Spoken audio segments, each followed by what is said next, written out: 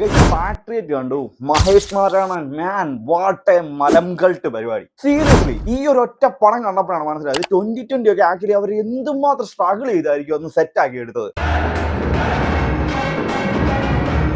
പടത്തിന്റെ റിവ്യൂവിനെ കുറിച്ച് പറഞ്ഞതിന് മുന്നേ ആയിട്ട് മോളിവുഡിൽ ആക്ച്വലി പീക്ക് പൊട്ടൻഷ്യൽ കാണാൻ പറ്റുന്ന ഒരു പടമായിരുന്നു അത്. കാരണം ബോളിവുഡിന്റെ രണ്ട് ഐക്കോണിക് ആയ സൂപ്പർ സ്റ്റാർസ് ഒന്നിച്ച് ഫ്രെയിമിൽ വരും. അപ്പൊ ഏറ്റവും വലിയ ഫാൻ ഫൈറ്റ് നടക്കുന്നത് ഇവർ തമ്മിലാണ്. അപ്പൊ അവർ രണ്ടാളും ഒന്നിച്ച് ഫ്രെയിമിൽ വരുമ്പോൾ അത് കാണാനായിട്ട് രണ്ട് ഫാൻസ് ഇളകും. കാരണം പോസിറ്റീവ് കിട്ടിയാൽ രണ്ട് കൂട്ടരും ഒരുമിച്ച് മത്സരിച്ച് പ്രൊമോഷൻ ചെയ്യും. സോ അങ്ങനെ കിട്ടിയ ഒരു ചാൻസിനെ നശിപ്പിക്കുന്ന രീതിയിലാണ് പടത്തിന്റെ സ്ക്രിപ്റ്റ്. എന്തിനാണ് ഇതിനകത്ത് ലാലേട്ടന്റെ പോർഷൻസ്? സീരിയസ്ലി പുള്ളി എന്തിനാ അത്രയും വലിയ സ്റ്റാർ എന്തിനാണ് കാസ്റ്റ് ചെയ്തത്? തമിഴിലെ ശരത് കുമാറോ അർജുൻ സാറിയോ പ്രകാശ് രാജ ജഗപതി ബാബുവോ അങ്ങനെയുള്ള ആരെങ്കിലും ഒരാളെ പിടിച്ച് കാസ്റ്റ് ചെയ്യേണ്ടതിന് ലാലേട്ടനെ പോലുള്ള സ്റ്റാറിന്റെ പൊട്ടൻഷ്യൽ എന്തിനവിടെ വേസ്റ്റ് ചെയ്യുന്നു? ഇപ്പൊ അതിന്റെ കാസ്റ്റിംഗ് ആണ് ശരിക്കും പറഞ്ഞാല് എന്തിനെന്ന് മനസ്സിലാവാത്തത്. ഇതിന് നയൻതാരയൊക്കെ ഉണ്ട്. എന്തിനാണ് നയൻതാര? സീരിയസ്ലി ആ ക്യാരക്ടറിന്റെ പോലും ആവശ്യമില്ല.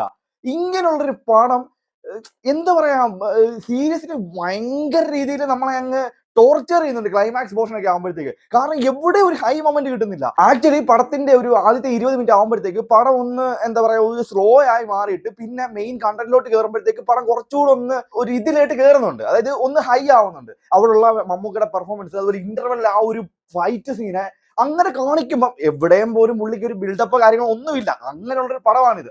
അങ്ങനെയുള്ളപ്പം ഇന്റർവെല്ലിൽ ഇത്രയും പവർഫുൾ ആ ഒരു ഫൈറ്റ് സീൻ കിട്ടുമ്പോൾ നമ്മുടെ പ്രതീക്ഷകൾ കൂടും.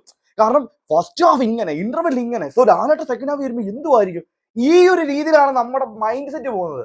പക്ഷേ പുള്ളി ഇതിനകത്ത് കാണിക്കേണ്ട കാര്യമില്ല. ആക്ച്വലി ഇത് പറഞ്ഞാൽ തമിഴിലെ ആ ഒരു വേട്ടയൻ എന്നുള്ള പടത്തിനെ എന്തൊക്കെയോ മാറ്റങ്ങൾ വരുത്തി ഇവിടെ കാണിച്ചു കൂട്ടുണ്ട്. അതായത് ശരിക്കും പറഞ്ഞാൽ ഒരു സൈബർ ക്രൈം, അതിനോടനുബന്ധിച്ച് മിഡിൽ ക്ലാസ് ആയിട്ടുള്ള ആളുകൾ നടക്കുന്ന പ്രശ്നങ്ങൾ, ഇതിനെ ബേസ് ചെയ്താണ് പടം പോകുന്നത്. ആക്ച്വലി രജനീകാന്തിന്റെ ആ വേട്ടയൻ പറഞ്ഞത് ഫഹദും അമിതാഭ് ബച്ചനും പോലുള്ള വലിയ സ്റ്റാർസ് ഒന്ന് അഭിനയിച്ചത് അതേപോലെയാണ് ഇവിടെ ചാക്കോച്ചനും ലാലേട്ടനൊക്കെ ഒന്ന് അഭിനയിച്ചേക്കുന്നത്. അല്ലാതെ ഇവരൊന്നും ആവശ്യമേ പടത്തിലില്ല. ഇപ്പൊ നമുക്ക് ആ വേട്ടയൻ നോക്കിയാൽ ഫഹദിന്റെ ക്യാരക്ടർ ആക്ച്വലി യോഗി ബാബുവിനെ പോലെ ഒരാൾ ചെയ്യേണ്ട ക്യാരക്ടറാണ്. അതെടുത്ത് ഫഹദിന് കൊടുത്തിട്ട് തൊരപ്പൻ കൊച്ചുണ്ണിയുടെ ടൈപ്പ് ഒരു ക്യാരക്ടർ. അതേപോലെയാണ് ഇവിടെ ശരിക്കും ലാലേട്ടന്റെ ക്യാരക്ടർ. ഒരു കാര്യവും ഇപ്പൊ നമ്മള് ബബ്ബബ്ബ സിനിമയിൽ അല്ലെങ്കിൽ ജില്ല ഇതിലൊക്കെ ലാലേട്ടന്റെ റോൾസ് മോശമാണെന്ന് നമ്മൾ പറയും. പക്ഷേ അതിനകത്ത് നോക്കിയാലും നമുക്ക് ഫാൻസിനെ എൻജോയ് ചെയ്യാൻ പറ്റും അല്ലെങ്കിൽ സെലിബ്രേറ്റ് ചെയ്യാൻ പറ്റിയ കുറെ കാര്യങ്ങൾ വരുന്നുണ്ട്. ബബ്ബബ്ബയ്ക്ക് അതുപോലെ ഇൻട്രോ, അതുപോലെ സോങ്, ക്ലൈമാക്സ്, ആ ഒരു ഫൈറ്റ്, ഇങ്ങനെ പല കാര്യങ്ങളും. ജില്ല സിനിമ നോക്കിയാൽ എൻട്രി, അതുകൂടാതെ ക്ലൈമാക്സിൽ വിജയുടെ കൂടെ ചേർന്നുള്ള ഒരു ഫൈറ്റ് സീന്, പാട്ടുകൾ, ഇതൊക്കെ കൊണ്ട് ഒരു പീക്ക് പരിപാടി പുള്ളിയെ കാണിച്ചിട്ടുണ്ട്. ഇത് ലാലേട്ടനെ പോലുള്ള ആൾക്ക് എന്ത് ചെയ്യാനാണ് ഇതിനകത്ത്? അത് സീരിയസ്ലി നിങ്ങൾ കണ്ടു നോക്കുമ്പോൾ നിങ്ങൾക്ക് അതിന്റെ ഒരു ഇത് മനസ്സിലാകത്തുള്ളൂ. വേസ്റ്റ് ആയ ഒരു ക്യാമിയോ റോള്, ഭയങ്കര വേസ്റ്റ്. ആക്ച്വലി ആ ഒരു 20 മിനിറ്റ്, അതായത് തുടങ്ങി 20 മിനിറ്റ് ആവും തോറും എന്താണ് ഇവർ കാണിക്കുന്നത്? ഒരു നല്ല ബീജിയം പോലെ സുഷിനാണോ ഇത് ചെയ്തെന്ന് മനസ്സിലാകത്തില്ല. ആക്ച്വലി ജോഷിയോ വൈശാഖോ ജിത്തു മാധവൻ പോട്ടെ, അജയ് വാസുദേവിന്റെ കൈ കിട്ടിയാൽ പോലും ഇവർക്ക് രണ്ടാൾക്കുള്ള ഇൻട്രോ ബീജിയം കേൾക്കുമ്പോഴേക്കും നമ്മളൊന്ന് ഒന്ന് ഹൈ ആയി കിട്ടും. അതൊന്നും ഈ പടത്തില്ല. ഇവരെ കാണിക്കുന്ന സീനുകളിൽ നമ്മളും ഇത് മോഹൻലാൽ ആണല്ലോ, ഇത് മമ്മൂട്ടി ആണല്ലോ എന്നോട് നമ്മൾ കൈയടിക്കുകയാണ്. അല്ലാതെ ക്യാരക്ടേഴ്സിന്റെ പവർ കൊണ്ട് നമ്മൾ കൈയടിക്കുന്നില്ല. പടത്തില് ചില പോസിറ്റീവ് സൈഡെന്ന് നോക്കിയാൽ ഫഹദിന്റെ ക്യാരക്ടർ നോക്കിയാൽ പുള്ളി കിടന്ന് അലറുവാണ് തുടക്കം പോലെ അവസാനം വരെ. ഇതിന്റെ ഡെസ്കിൽ കിട്ടി അടിക്കുന്നത്. അത് ചില സമയത്ത് വർക്കാവും, ചില സമയത്ത് വർക്ക് ആവുന്നില്ല. എന്തിനാണ് ഇതിനും മാത്രം? പുള്ളി വില്ലനാണെന്ന് ഓൾറെഡി നമ്മൾ സമ്മതിക്കുന്നു. അത് വീണ്ടും വീണ്ടും കാണിക്കാനായിട്ട് ഇങ്ങനെ എന്തിനാണ് ഈ ചെയ്യുന്നത്? ഇത് കൂടാതെ നമ്മുടെ മറ്റേ ഗുപ്തനായിട്ട് അഭിനയിച്ച മറ്റേ പുള്ളിക്കാരനൊക്കെ ഇതിനകത്ത് മെയിൻ വില്ലനായിട്ടൊക്കെ വരുന്നുണ്ട്. അതൊരു ഫ്രഷ് ആയിരുന്നു. കാരണം ആക്ച്വലി സിദ്ദിഖിനെ പോലൊക്കെ ഒരാൾ ചെയ്യേണ്ട റോള് പുള്ളിക്ക് കൊടുത്തു. അന്നേരം അതൊന്ന് വൃത്തിയായി. അല്ലെങ്കിൽ ജഗപതി ബാബു ഒക്കെ ഇവിടെ വന്ന് ചെയ്തേനെ. അതുപോലെ ഒരു റോള് പുള്ളിക്ക് കൊടുത്തപ്പം ഒരു ഫ്രഷ് ആയ ഒരാൾ ചെയ്യുന്നുള്ള ഫീൽ കിട്ടി. ഇവിടെ സിദ്ദിഖിന്റെ മകൻ ഈ പറഞ്ഞ ഒരു നല്ല റോൾ ചെയ്യുന്നുണ്ട്. അത് പുള്ളി ഒരു നല്ല എന്താ പറയാ വരുന്ന സീനൊക്കെ അത്യാവശ്യം ഒരു പരിപാടി അത് അവർ കൊള്ളാണ്. പക്ഷെ അവർക്കൊക്കെ വേണ്ടിയിട്ട് ഒരു ബീജിയം ചെയ്തിട്ടുണ്ട്. അതായത് സെക്കൻഡ് ഹാഫിലോ മറ്റോ ഇന്റർവെല്ലോ മറ്റോ, അത് മാത്രമാണ് സുഷിൻ ഇതിനകത്ത് എടുത്തു പറയാവുന്ന ഒരു സുഷിന്റെ ഒരു വർക്കായിട്ട് പേഴ്സണലി തോന്നുന്നത്. അല്ലാതെ ഇതിനകത്ത് സുഷിനാണ് മ്യൂസിക് ചെയ്തതെന്ന് പോലും ഡൗട്ടാണ്. പിന്നെ ഇതിനകത്ത് മമ്മൂക്കയുടെ വൈഫായിട്ട് അഭിനയിച്ച, മീൻസ് മമ്മൂക്കയുടെ പാർട്ണറായിട്ട് അഭിനയിച്ച പുള്ളിക്കാരിയുടെ പെർഫോമൻസ് ആയിരിക്കും നല്ലതായിരുന്നു.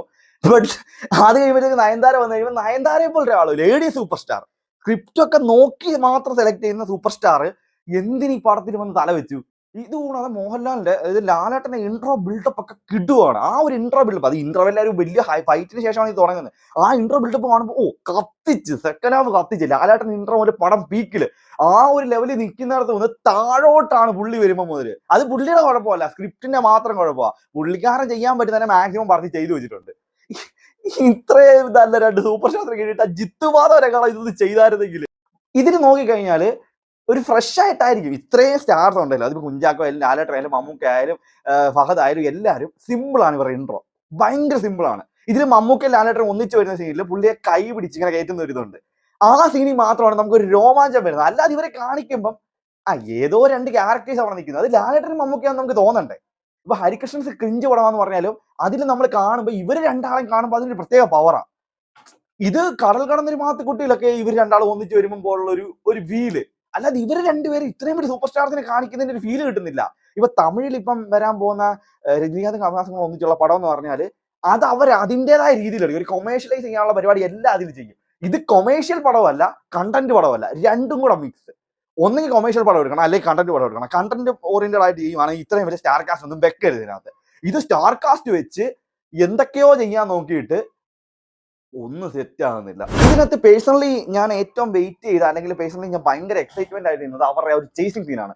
ആ ഒരു ചേസിംഗ് സീനിൽ നമ്മൾ ഇരുന്ന് നടത്തുന്ന എണ്ണീക്കും, ബട്ട് അവിടെ തന്നെ പിന്നെ പിടിച്ചിരുന്നു. ആ രീതിയിലാണ്. അതായത് വെറും എന്താ പറയുക, നമ്മളെ ഒന്ന് ഹൈ ആക്കാനായിട്ട് ചേസിംഗ് സീനിൽ അവർ രണ്ടും നമ്മൾ പോസ്റ്ററിലൊക്കെ കണ്ടിട്ടില്ല, ലാലേട്ടൻ മമ്മൂക്ക ഫൈറ്റ് ഷൂട്ട് ചെയ്യുന്നത്.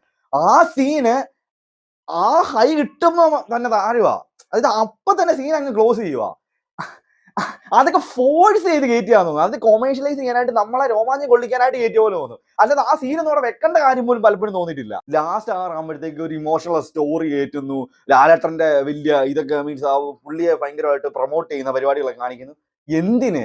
ബിഗ് എമ്മിനെ ഒന്നിപ്പിക്കാൻ വേണ്ടിയിട്ട് ഒരു പാട്ട്, ഇതിന്റെ ഒന്നും ആവശ്യമില്ല. അതൊക്കെ കാണുമ്പോഴാണ് ഹരികൃഷ്ണൻസിന്റെയും അതുകൂടാതെ ഈ മറ്റേ നമ്മുടെ 2020 ഒക്കെ ലെവൽ മനസ്സിലാകുന്നത്. അതിലൊക്കെ സീൻ പരിപാടിയാണ് ശരിക്കും പറഞ്ഞത്. അതിന് രണ്ടുപേർക്ക് ഈക്വൽ ഇമ്പോർട്ടൻസ് കൊടുക്കാന്ന് പറയുന്നതിന്റെ ഭയങ്കര കാര്യമാണ്. അങ്ങനെ ചെയ്തു വെച്ചേക്കോ ആ പടം.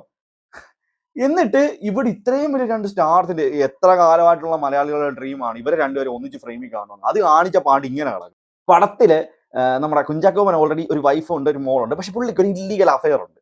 ഇല്ലീഗൽ അഫയർ എന്ന് വേണം ഞാൻ പറയുന്നുണ്ട്. എന്നെ അമ്മാവനാക്കും എല്ലാരും കൂടെ കമന്റ് ബോക്സിൽ വന്നിട്ട്. കാരണം ബെസ്റ്റിയാ. അതൊക്കെ കാണുമ്പോൾ തന്നെ എന്താ പറയാ, പടത്തിലെ മെയിൻ ഹീറോ ക്യാരക്ടർ ഇതേപോലെ നല്ലൊരു ഫാമിലി ഉണ്ട്, ബട്ട് അവന് ഇതേപോലെ ഓഫീസിൽ ഇതേപോലെ ഒരു ഇതുണ്ട്. ഇതൊക്കെ ഓപ്പൺ ആയിട്ട് നമ്മൾ പറയുന്നുണ്ടെ എന്താ പറയാ, നമ്മൾ പുരോഗമനത്തിലോ, പക്ഷെ ഈ ലെവല് പുരോഗമനമൊക്കെ എന്തിനാണ് കാണിക്കുന്നത്? അങ്ങനെ ഒരു ക്യാരക്ടറിന് എന്തിനു വെച്ച് പുരോഗമനം ഇല്ല എനിക്ക്. അതുകൊണ്ടായിരിക്കും ഞാൻ ഇങ്ങനെ പറയുന്നത് വേണം ചിന്തിക്കും. പക്ഷെ നല്ലൊരു ഫാമിലി ലൈഫ് ഉള്ള ആ ക്യാരക്ടർ എന്തിനാണ് വേറൊരാളെ തേടി പോകുന്നത്? അങ്ങനെയൊക്കെ കാണിച്ചിട്ട് അതിൻ്റെതായ ഇമോഷണൽ കണക്ഷൻ ഒക്കെ കാണിച്ച് എന്തോന്നാണ് കാണിക്കുന്നത്? ഒരുമാതിരി. അതുകൂടാതെ തന്നെ മമ്മൂക്കയുടെ റോളും അതുപോലെ തന്നെ. മമ്മൂക്കയ്ക്ക് ഓൾറെഡി ഒരു വശമുണ്ട്, പക്ഷെ അവർ തമ്മിൽ എന്തോ ഇഷ്യൂസ് ഒക്കെ ആണെന്ന് തോന്നുന്നു. അതുകൊണ്ട് പുള്ളിക്ക് വേറൊരാള് ആയിട്ട് ചേർന്നാണ് പുള്ളി UK-ലൊക്കെ പോകുന്നത്. അതൊക്കെ പിന്നെ തയ്യാം. പക്ഷെ എന്തിനാണ് ഈ പടത്തിൽ മോഹൻലാലിനെ കുത്തിക്കയറ്റിയത്? ഈ പടത്തിൽ ശരിക്കും പറഞ്ഞാൽ മോഹൻലാലിന്റെ ക്യാരക്ടർ ഇല്ലേലും കുഴപ്പമില്ല. കുഞ്ചാക്കോവന്റെ ക്യാരക്ടർ കുറച്ച് ഇമ്പോർട്ടൻസ് ഉണ്ട്. ഫഹദിന് വരെ ചെറിയ ആരെയും, അല്ലെങ്കിൽ അച്ഛൻ ക്യാരക്ടറെ മാത്രം വില്ലനാക്കിയാൽ മതി. നയൻതാര എന്തിന്?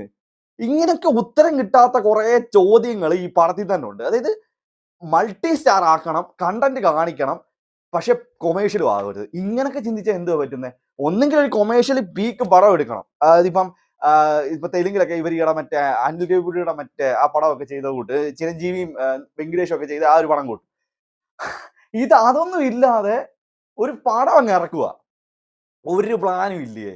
ഈ രണ്ട് സൂപ്പർ സ്റ്റാർസിന്റെ ഫാൻസ് വരുമ്പോൾ അവരൊരു ഉത്സവം കാണാൻ, അല്ലെങ്കിൽ അവരൊരു ഫെസ്റ്റിവലിനാണ് അവിടെ വരുന്നത്. പോട്ടെ, കണ്ടന്റ് ആയിട്ട് അങ്ങ് ചെയ്യട്ടെ. ഇപ്പൊ അങ്ങനെ ചെയ്യുമ്പോ ഇപ്പൊ ദളപതി പോലുള്ള ഒരു പടം ആണെങ്കിൽ നമുക്കത് കുഴപ്പമില്ല. അതൊന്നും ഇല്ല. മനസ്സിലായില്ലേ? ഈ ദളപതി എന്ന് പറഞ്ഞാൽ മണിരത്നത്തിന്റെ കൂട്ടത്തെ ഒരു ഫിലിം മേക്കിംഗ് ആണ്. ഈ മഹേഷ് നാരായണൻ പുള്ളിയുടെ ഫിലിമോഗ്രഫി നോക്കിയാല് സ്ലോ ആയിരിക്കും പടം. അങ്ങനെയുള്ള ഒരു പടത്തിൽ വരെ അവർ പരിപാടികൾ ചെയ്തിട്ടുണ്ട്. എന്നിട്ട് അതൊന്നും ഇല്ലാത്ത ഒരു സംഭവം. സോ നിങ്ങൾ ഇത് കണ്ടിട്ടുണ്ടെങ്കിൽ ജസ്റ്റ് ഒരു അഭിപ്രായം പറയാം. പേഴ്സണലി 10-ൽ 5 ഒക്കെ കൊടുക്കാം. കുറച്ച് ഇവരെ രണ്ടാളെ ഫ്രെയിമിൽ കാണാനായിട്ട് വേണമെങ്കിൽ നമുക്ക് ജസ്റ്റ് ഒന്ന് കണ്ടു നോക്കാം. അല്ലാതെ പേഴ്സണലി ഹൈ മൊമെന്റ് ഒന്നും കിട്ടാത്ത അപ്പ് ആൻഡ് ഡൗണിൽ വന്നിട്ട് ഭയങ്കര ഡൗൺ ആയപ്പോൾ ഒരു പടമായിട്ടാണ് പേഴ്സണലി എനിക്ക് ഫീൽ ചെയ്തത്. നിങ്ങളുടെ അഭിപ്രായം ജസ്റ്റ് ഒന്ന് കമന്റ് ഇട്ടേക്കണം.